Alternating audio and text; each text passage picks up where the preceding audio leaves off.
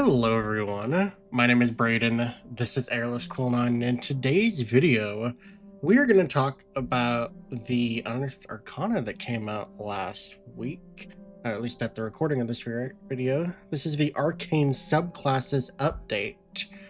Now, I didn't do a video on the Arcane Subclasses themselves when they originally came out, just because I wasn't really impressed with what they had done, but there are some really good updates to the subclasses herein.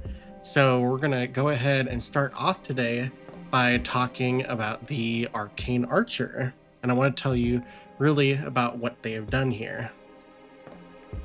So before we take a look at the actual features, I do want to state that in the original Unearthed Arcana that came out for this, the original Arcane Subclasses, the Arcane Archer had a redesign to where the subclass itself had a die mechanic that would scale up with the subclass.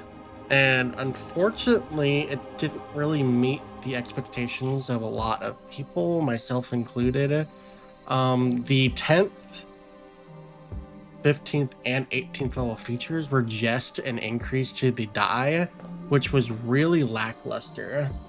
And so Wizards of the Coast has actually addressed that here, and I'm excited to get into it and talk about what they have really changed.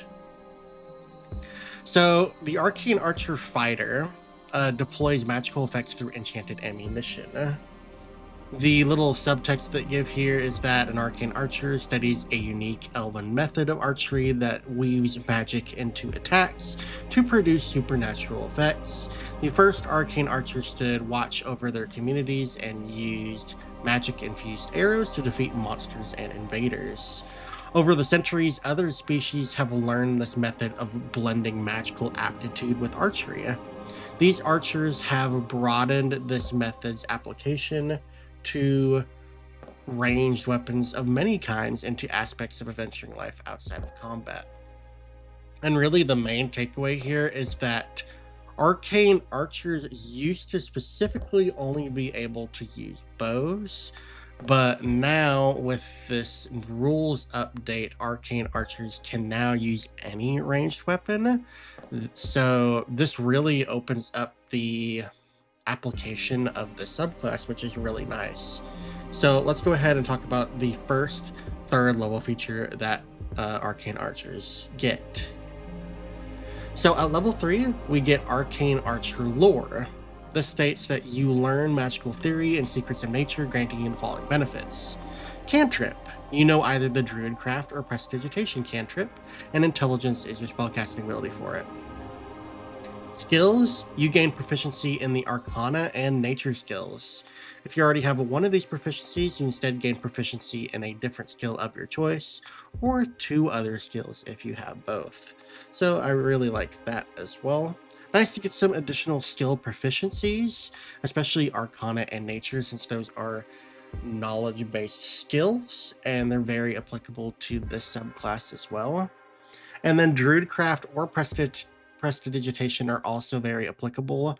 Druidcraft for the more nature side, and Prestidigitation for the more arcane side. So I like those additional options, even though this is kind of just like a little flavorful feature.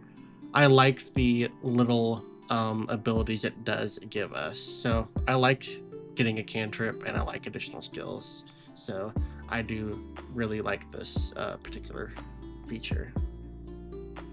Also at level 3, we get an Arcane Shot. So this is the main bread and butter feature of the subclass. So Arcane Shot states that you learn to unleash special magical effects with your shots. Arcane Shot options. You learn 2 Arcane Shot options of your choice from the Arcane Shot options section later in the subclass's description, which we'll talk about at the end. You learn an additional Arcane Shot option of your choice when you reach fighter levels 7, 10, 15, and 18. Each time you learn a new Arcane Shot option, you also replace one option you know, or you can also replace one option you know with a different one. So in total, by the time we reach the pinnacle of the subclass, we should have 6 arcane shot options, which is a good amount. And it is nice that we can retrain out of these. There's not going to be really some bad options here, so I don't mind that we can't replace them whenever we gain a level. So yeah, we'll talk about that later. But let's continue looking at this here. Using Arcane Shot. So once per turn, when you make a ranged attack using a weapon with the ammunition property, you can apply one of your Arcane Shot options to that attack.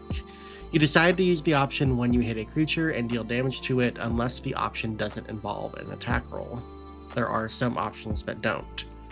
You can use this feature a number of times equal to your intelligence modifier, minimum of once, and you regain all expended uses when you finish a short or long rest. So this in particular here really opens up the applicability of the subclass, because previously, when this subclass originally released, you can only use this feature twice per short or long rest, which really limited the usage of the subclass. It's almost like you didn't have anything, because you'd expend your 2 uses and then you basically didn't have a subclass after that. So because you gain more uses and they scale off of your intelligence modifier, you can now use these arcane shot options a lot more than you could before. And because you're playing a fighter, you have a lot of ability score increases, thankfully. So you should be able to get a pretty decent intelligence score to work with this feature. So I quite like the redesign there. Arcane Shot Die. Arcane Shot options refer to your Arcane Shot die. Your Arcane Shot die is a d6. For saving throws, if an Arcane Shot option requires a saving throw, the DC equals 8 plus your intelligence modifier and proficiency bonus. So you're going to really want to focus on intelligence here. And then at higher levels, your Arcane Shot die changes when you reach certain fighter levels. The die becomes a D8 at level 10, a D10 at level 15, and a D12 at level 18. Previously, these die increases used to be the only 10th, 15th, and 18th level features of the subclass, so that really sucked in the previous Unearthed Arcana that released for this. Now this is just part of the level 3 feature, and we will get features at those later levels, so that is really good to see. I do like that change a lot, and I really appreciate it, and it is nice that the Arcane Shot die does scale at later levels. So now that we are done looking at this particular feature, I do want to state real quick, if we are going to be playing an Arcane Archer, really our main takeaway here is that we're going to want to focus on our dexterity and our intelligence for the subclass. Dexterity just for the attack and damage with ranged weapons, and this doesn't limit us from using some melee weapons as well, just in case we do get into melee combat, so that is nice. And we're going to want to focus heavily on intelligence, so I would try to come up with a build by the end to where you get a 20 in dexterity and a 20 in intelligence by the end levels. And really, if you work on it, you could have a 20 in both of those scores by level 12 if you really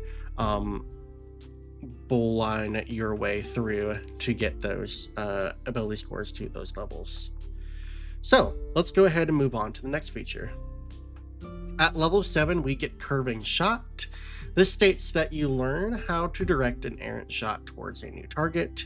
If you make an attack roll with a weapon using with the ammunition property and miss, you can cause the shot to ricochet toward a new target as a bonus action immediately after the attack misses. The new target must be a creature you can see within the weapon's range and within 60 feet of the attack's original target. This makes a lot of sense. Then we make a attack roll against the new target as well.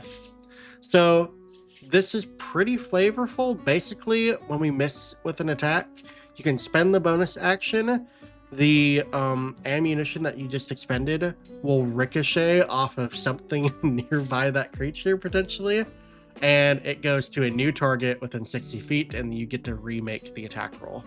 So yeah, I really like this feature. It does make sure that even if we do miss, you have the potential of making that original shot hit instead, even if it's on a different target. So I like the application of this a lot, and it is a really flavorful feature. So I'm happy that this is here, and it does seem kind of like a trick shot basically, even though it only happens on a miss. So I quite like the design of this feature. Also at level 7, we get an entirely new feature. This is called Magical Ammunition. So you learn to imbue your ammunition with magical properties. As a magic action, you can imbue a piece of non-magical ammunition with one of the following magical properties and fire it at a solid surface you can see within the weapon's range. On a hit, the ammunition's effect activates and the ammunition attaches to the surface it hit for the duration of the effect. When the effect ends, the ammunition is destroyed.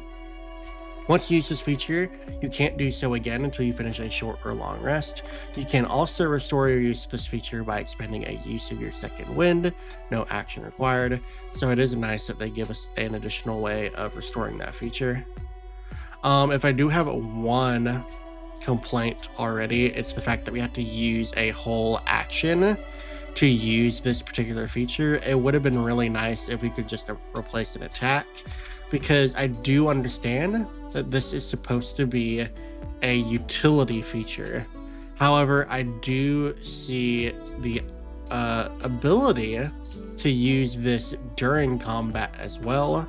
So let's go ahead and talk about the 3 options that they give us here for these magical ammunition shots. So, Darkening Shot. Magical shadows fill a 15-foot emanation originating from the ammunition for 1 minute. Non-magical flames in the emanation are extinguished, and creatures in the emanation have a -5 penalty to wisdom perception checks and passive perception. This one is really nice. It kind of functions like a darkness spell, but it's not exactly the same. So I like that it is slightly different and it has its own mechanics to it. So I like the flavor behind that. Unlocking Shot. A burst of magic fills a 15-foot emanation originating from the ammunition. A loud knock audible up to 300 feet away also emits from the ammunition. Any object in the emanation that is held shut by a mundane lock or that is stuck or barred becomes unlocked, unstuck, or unbarred.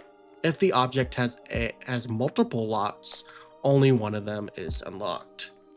So this is a really cool option, and this is really the main reason why I say this should be something that you can use in combat as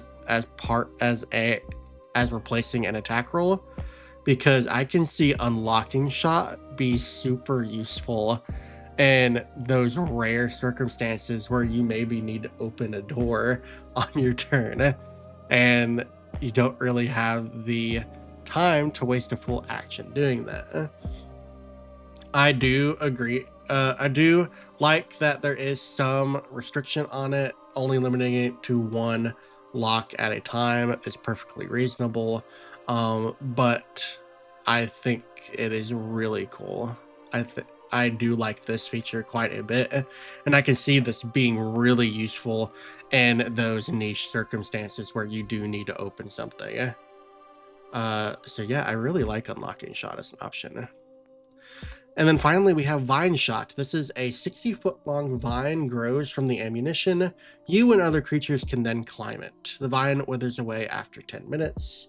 I do wonder if maybe the vine isn't long enough or doesn't last long enough for this to be really useful.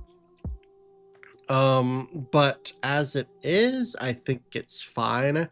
I would like to see maybe it be a 90-foot long vine or something like that.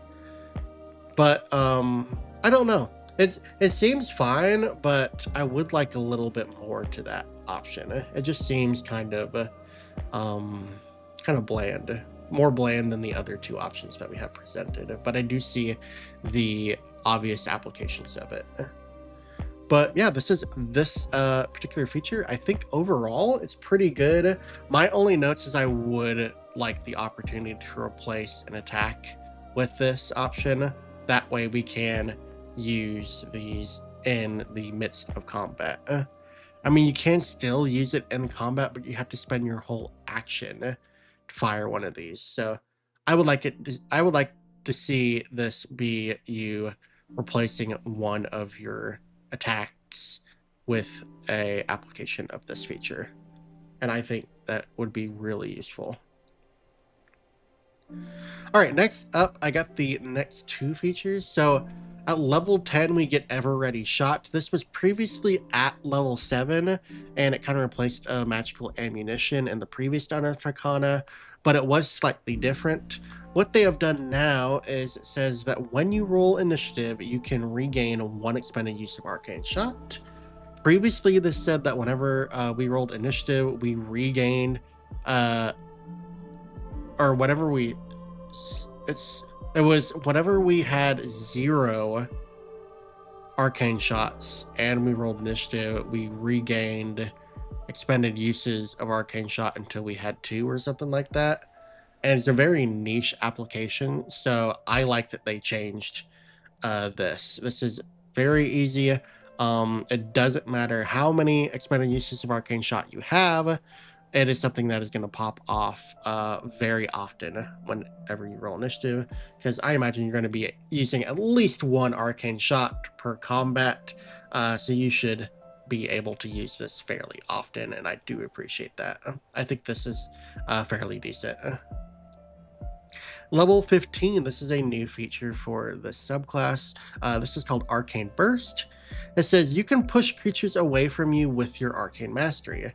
When you use Indomitable, and Indomitable lets you, when you fail a saving throw, you can re-roll the saving throw with a bonus equal to your fighter level. So whenever you use Indomitable, each creature of your choice in a 10-foot emanation originating from you must succeed on a strength saving throw against your Arcane Shot DC or be pushed up to 20 feet straight away from you. I don't know how often this will come into play. This actually seems pretty weak for a level 15 feature. I think this would have been maybe a little bit, would have liked this a little bit better, maybe if it dealt some force damage or something like that. I also don't know if I love it being tied to a use of Indomitable, mostly because I'm not sure you're going to be, I can't see you in a situation where you're going to have enemy creatures within 10 feet of you when you use Indomitable.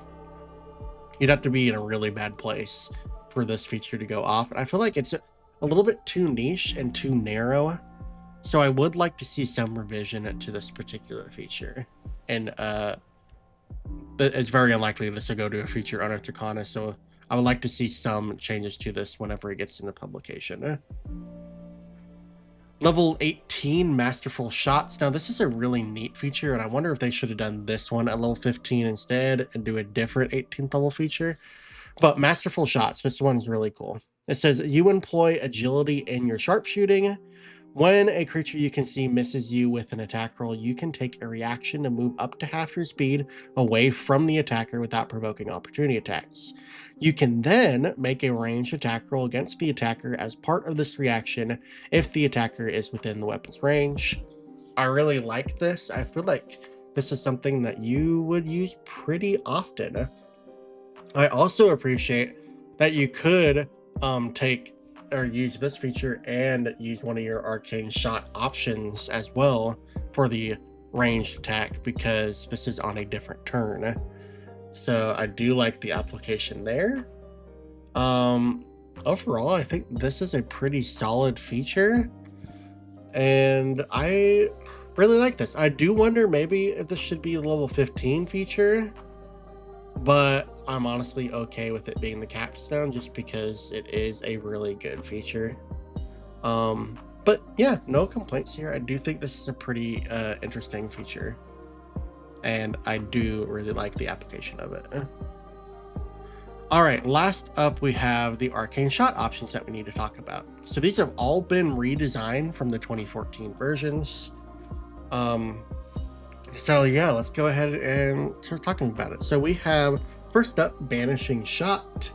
Banishing Shot lets your ammunition temporarily sequester a target in a harmless demiplane.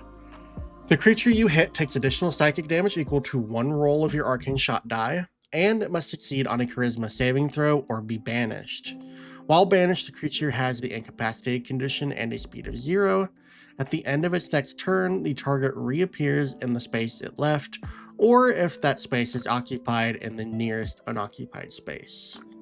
And I do want to take just a brief moment to talk about Banishing Shot and Shadow Shot are the only 2 arcane options here where you only roll 1 Arcane Shot die. The rest of them all make you roll 2. So I really wonder if they should streamline it here and make Banishing Shot and Shadow Shot both deal 2 rolls of your Arcane Shot die to make it standard across the board. I don't know why they've decided to only do 1 roll on both of those options. So I don't know. I feel like it would be okay if you rolled 2 dice for these options. And since I'm talking about Shadow Shot already, I'll just go ahead and talk about it. For Shadow Shot, your ammunition occludes your foe's vision with shadows. The creature you hit takes additional psychic damage equal to 1 roll of your Arcane Shot die, and it must succeed on a Wisdom saving throw or have the blinded condition until the end of its next turn. So yeah, like I said, I do think both of these could be 2 rolls. I don't know why they're 1 roll, but it's not necessarily bad that they're only 1 roll. But I do think they could be 2. Alright, next up is Beguiling Shot. This states that your ammunition beguiles your target. The creature you hit takes additional psychic damage equal to 2 rolls of your Arcane Shot die and must succeed on a Wisdom saving throw or have the charm condition until the start of your next turn, treating either you or one of your allies within 30 feet of the target, your choice, as the charmer. The charmed condition ends early if the charmer attacks the target, deals damage to it, or forces it to make a saving throw. So yeah, that's not a bad option. I do like that one. Bursting Shot. You imbue your ammunition with explosive force energy. Immediately after you deal damage to the creature, your target, and each creature within a 10-foot emanation originating from the target take force damage equal to 2 rolls of your Arcane Shot die. And there's no saving throw attached to that as well, so I think that's a really cool option. Really good. I do like Bursting Shot quite a bit. Enfeebling Shot. Your ammunition saps your target's strength. The creature you hit takes additional necrotic damage equal to 2 rolls of your Arcane Shot die. The target must also succeed on a Constitution saving throw or have the poison condition until the end of its next turn. Whenever a target poisoned in this way hits with an attack roll, it subtracts an amount equal to 1 roll of your Arcane Shot die from the total damage of that attack. I think this is a really cool option. Constitution saving throw, not great. Poison condition, not always applicable, but the reducing the damage dealt by a roll of that Arcane Shot die, I feel like with all the things listed in there together, Enfeebling Shot is really good. I do like this a lot. Grasping Shot. Your ammunition creates clutching brambles around your target. The creature you hit takes additional slashing damage equal to 1 roll of your Arcane Shot die. Okay, so there is another 1 roll.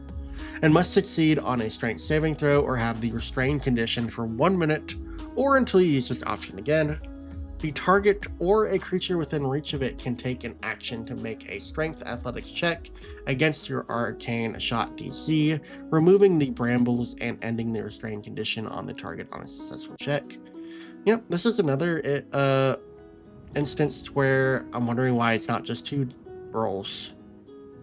I don't know why it's just 1. So yeah, I would like to see it be 2 rolls, but we'll see whenever they release this. Piercing Shot. You give your ammunition an ethereal quality. When you use this option, you don't make an attack roll for the attack. Instead, the ammunition shoots forward in a 30-foot wide or 30-foot line that is 1 foot wide originating from you, then vanishes. The line ignores cover as the ammunition phases through solid objects. Each creature in the line must make a dexterity saving throw. On a failed save, a creature takes damage as if it were hit, plus additional piercing damage equal to 2 rolls of your Arcane Shot die. On a successful save, a creature takes half as much damage. So piercing shot, really cool. I really like that. Seeking shot. Your ammunition can seek out a target. When you use this option, you don't make an attack roll for the attack. Instead, choose one creature you have seen in the last minute. The ammunition flies towards that creature, moving around corners if necessary and ignoring half cover and 3/4 cover. If the target is within your weapon's long range, the target must make a dexterity saving throw. On a failed save, the target takes damage as if it were hit, plus additional force damage equal to 2 rolls of your Arcane Shot die, and you learn the target's current location. On a successful save, the target takes half as much damage only. If the target is beyond your weapon's long range, the ammunition disappears after traveling as far as it can.